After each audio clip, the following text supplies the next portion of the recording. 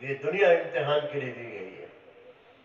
اللہ رب العزت تھوڑی یا زیادہ دنیا دے کر اللہ رب العزت آزماتے ہیں کہ دیکھیں تم عمل کیسا کرتے ہو۔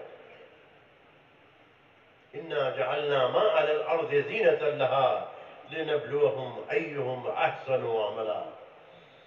عمل کا امتحان ہوگا، اس تھوڑی اور زیادہ دنیا میں عمل کا امتحان ہوگا۔ اس امت کے ایک ایک فرد کو محنت پر اس لیے کھڑا کیا جا رہا ہے میرے بزرگوں، تاکہ ایمان میں کمال پیدا ہو اور اطاعت میں کمال پیدا ہو، زندگی سنت شریعت والی بنے، زندگی سنت شریعت والی بنے۔ اس مبارک محنت کا خلاصہ ہی یہی ہے۔ حضرت مائیہ صاحب فرماتے تھے اس نقل و حرکت کا مقصد ہی احیاء جمیع ما جاء بہ النبی علیہ السلام، کہ اس پورے دین کو زندہ کرنا، اس پورے دین کو اپنی زندگی میں اتارنا جس کو جناب نبی کریم صلی اللہ علیہ وسلم لے کر آئے، احیاء جمیع ما جاء بہ النبی علیہ السلام۔ اس لیے میرے بزرگوں، ہمیں ذمہ داری کا احساس اپنے دلوں میں پیدا کرنا ہے۔ ذمہ داری کا احساس بیدار ہوگا تو میرے بزرگوں اور بھائیوں پھر ہماری محنت کا رخ بدلے گا۔ جناب نبی کریم صلی اللہ علیہ وسلم نے حجۃ الوداع میں آپ نے ایک ہی حج کیا، وہی آپ کا پہلا حج ہے، وہی آپ کا آخری حج ہے، اور آپ حجۃ الوداع اس لیے کہا جاتا ہے کہ اس حج کے بعد اللہ کے رسول دنیا سے تشریف لے گئے۔ آپ صلی اللہ علیہ وسلم نے تقریباً 1.25 لاکھ سے لے کر 2 لاکھ تک کے مجمع میں آپ نے ایک وعظ فرمایا۔ اس وعظ میں ابتدا اسلام سے لے کر اور آخر تک کی اس امت کی ساری ذمہ داری بتلائی، اور سارے کلمہ پڑھنے والوں کو آپ نے ایک ذمہ داری دی کہ جو لوگ یہاں موجود ہیں وہ ان غائبین تک اس دین کی امانت کو پہنچا دیں۔ فَلْيُبَلِّغِ الشَّاهِدُ مِنْكُمُ الْغَائِبَ رُبَّ مُبَلَّغٍ أَوْعَىٰ مِنْ سَامِعٍ۔ آپ نے اسی خطبے میں یہ بھی فرمایا لا نبی بعدی ولا امت بعدکم، نہ میرے بعد کوئی نبی اور نہ تمہارے بعد کوئی امت، تم لوگ آخری امت ہو اور میں آخری نبی ہوں۔ وہاں یوسف صاحب فرماتے تھے صحابہ کرام اللہ کے رسول صلی اللہ علیہ وسلم کی صحبت میں رہتے ہوئے اور اپنے امتی ہونے کی آخری ناظرین ایسے ہونے ہی کے ویڈیو اعتبار دیکھنے سے کے ذمہ لیے داری جو ہمارے سمجھی چینل تھی، کو سبسکرائب کیجئے وہاں یوسف اور صاحب ویڈیو کو فرماتے تھے لائک شیئر صحابہ ضرور کر دیجئے۔ یہ سمجھ جزاک گئے اللہ۔ تھے کہ مکے کا قبرستان جنت المعلا اور مدینے کا قبرستان جنت البقیع یہ ہم مردوں کے دفن ہونے کے لیے نہیں ہے، یہ عورتوں اور جو ہے بچوں کے دفن ہونے کے قبرستان ہے۔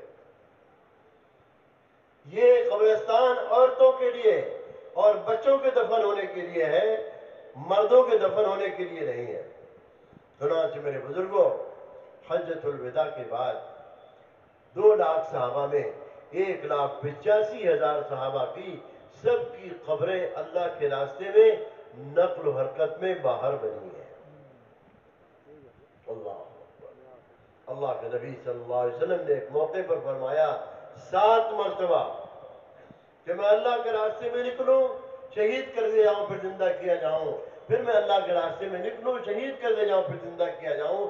آپ نے 7 مرتبہ اس بات کو دہرایا، اور آپ فرمایا کرتے تھے میرا دل چاہتا ہے مدینہ منورہ سے جتنی جماعتیں روانہ ہو رہی ہیں ساری جماعتوں میں میں خود جاؤں۔ آپ نے سنت عظیمہ کو اتنا اہتمام کیا، اتنی اہمیت دی ہے، اور آپ نے اس سنت عظیمہ کا اتنا اہتمام کیا ہے۔ ایک موقع پر ہمیشہ نکلنے والے اللہ کے راستے میں ہمیشہ نکلنے والے ایک موقع پر نہیں نکلے، اور کوئی عذر بھی نہیں تھا، سہولت تھی، اور یہ کہتے تھے شام کو چلے جائیں گے، شام ہو گئی صبح چلے جائیں گے، چلو شام کو چلے جائیں گے۔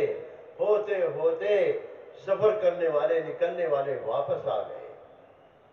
آپ صلی اللہ علیہ وسلم نے وہاں پوچھا، ایک صحابی کے بارے میں پوچھا، ان کا نام لے کر کہ کعب ابن مالک نظر نہیں آ رہے. کسی نے کہہ دیا کہ وہ تو منافق ہو گیا ہے. آپ صلی اللہ علیہ وسلم نے خاموش. مالک اللہ کے رسول کے پاس آئے اور آ کر سلام کیا. آپ نے چہرے انور کو پھیر لیا اور آپ نے سلام کا جواب نہیں دیا.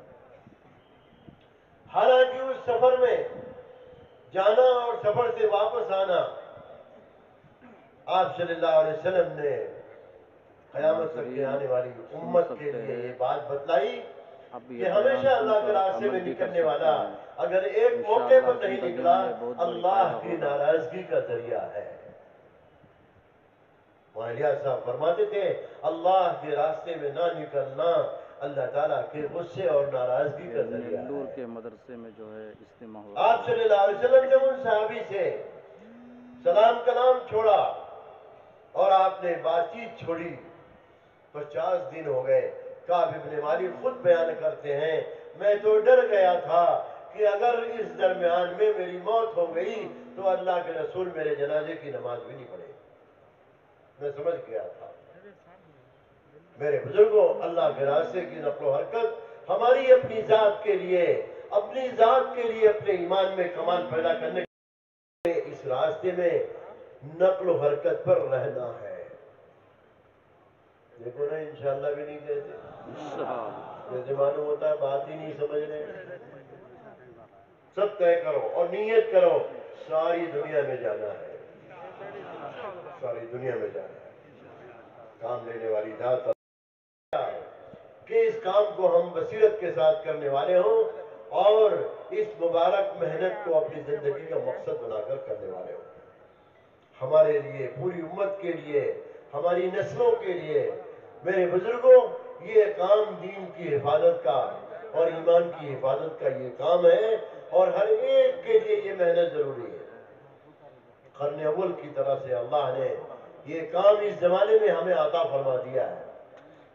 محنت کے راستے سے ایمان میں بھی کمال پیدا ہوگا اور اطاعت میں بھی کمال پیدا ہوگا. آج اس زمانے میں میرے بزرگوں یہ مبارک محنت اللہ نے اپنے فضل سے ہمیں عطا فرما دی ہے. کام ساری دنیا میں پہنچا. اللہ نے ساری دنیا میں کام کو پہنچایا ہے. اور کام کیا ہے؟ ساری دنیا کے انسان مرنے کے بعد جہنم کی آگ سے بچ جائے اور اللہ کے مہمان خانے جنت میں داخل ہو جائے. کام کا خلاصہ یہی ہے خاتمہ بالخیر ہو جائے اور جہنم کی آگ سے بچ جائے اور جنت میں داخل ہو جائے اللہ کے مہمان خانے میں داخل ہو جائے. میرے بزرگوں اور بھائیوں اس زمانے میں اللہ نے یہ مبارک محنت قرن اول کا کام اپنے فضل سے عطا فرمایا ہے. سب لوگ کریں گے اس کام کو میرے بزرگوں عظمت کے ساتھ عظیمت کے ساتھ کرنا ہے. اور اللہ رب العزت نے ہمارے دنیا اور آخرت کے بندے کا کام دنیا بھی اللہ بنائے گا اور آخرت بھی ٹھیک کرے گا. اس مبارک محنت کے راستے سے میرے بزرگوں ہماری دنیا بھی ٹھیک ہوگی اور آخرت بھی بنے گی. اللہ نے وہ عظیم کام ہمیں عطا فرمایا ہے. محنت کے راستے سے میرے بزرگوں اللہ جل شانہ و منوالہ ہماری دنیا بھی بنائے گا اور ہماری آخرت بھی بنائے گا. اللہ تبارک و تعالیٰ نے وہ عظیم کام اپنے فضل سے ہمیں عطا فرمایا ہے. قرن اول کا کام. ایک صحابی کہنے لگے کہ غسان بادشاہ کا خط آ گیا کہ آ جاؤ اپنا دین چھوڑ دو ہمارے دین میں آ جاؤ. ایک موقع پر اللہ کے راستے میں نہ نکلنا اور یہ نقصان اور یہ ان کے اوپر یہ مصیبت آ کے کھڑی ہوئی. اللہ جل شانہ و منوالہ نے ان کی توبہ قبول فرمائی اور 50 دن کے بعد ان کے لیے معافی آئی ہے. اس زمانے میں میرے بزرگوں یہ واقعہ یہ بتلاتا ہے کہ اس زمانے میں اگر کام چھوڑا گیا تو کتنا بڑا نقصان آئے گا. اس زمانے کے کلمہ پڑھنے والوں کے لیے کتنا بڑا نقصان آئے گا. اس لیے طے کرو کہ انشاءاللہ ہمیں اس مبارک کام کو قربانیوں کے ساتھ کرنا ہے. ہر سال کے 6 مہینے اگر ہم نے ارادہ کیا کہ ہر سال کے 6 مہینے ہم اللہ کے راستے میں لگائیں گے تو اللہ رب العزت ہم سے 6 مہینے کا کام لیں گے انشاءاللہ. 4 مہینہ اللہ کے راستے میں پھرنے کا، اور 2 مہینے اپنے بڑوں کی صحبت میں ان کے مشورے سے ملک کے اندر سے لے کر ملک کے باہر تک کے تقاضوں پر اپنے آپ کو چلانا۔ اور یہ دونوں ایک ساتھ ضروری نہیں ہے، 4 مہینے ایک مرتبہ اور 2 مہینے ایک مرتبہ، 2 حصوں میں کر کے اس 6 مہینے کو لگایا جائے۔ یہ سارا مجمع اگر اس کو دل پر لے لے گا تو انشاءاللہ آپ کے اس ایک ضلع سے، نیلور کے ایک ضلع سے سارے عالم میں انشاءاللہ خیر، ساری دنیا میں خیر جائے گی اور ساری دنیا میں دین زندہ ہوگا، ساری دنیا کے تقاضے پورے ہوں گے۔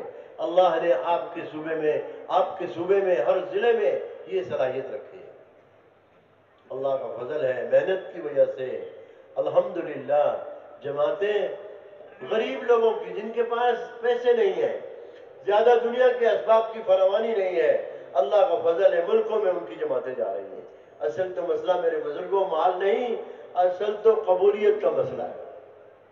حضرت ابوبکر صدیق رضی اللہ تعالیٰ عنہ ہجرت کے موقع پر انہوں نے یہ طے کیا کہ ہجرت کے موقع پر چاہے جس حال سے بھی گزرنا ہو، اللہ کے نبی کا ساتھ نہیں چھوڑیں گے، اللہ کے نبی کے ساتھ ساتھ رہیں گے۔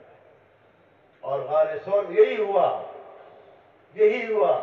جب انہوں نے طے کیا کہ ہمیں اللہ کے رسول کا ساتھ دینا ہے، تو اللہ کی طرف سے حضرت جبریل آئے اور یہ پیغام لے کر آئے کہ ہجرت کا حکم آ گیا ہے، اب آپ کو ہجرت کرنی ہے اور آپ اپنے ساتھ ابو بکر کو لے لیجیے۔ انشاءاللہ پورے سن لیجئے، ابو بکر رضی اللہ تعالیٰ عنہ بڑا بہترین بیان ہے۔ کو ساتھ لینے کا حکم کہاں سے آیا؟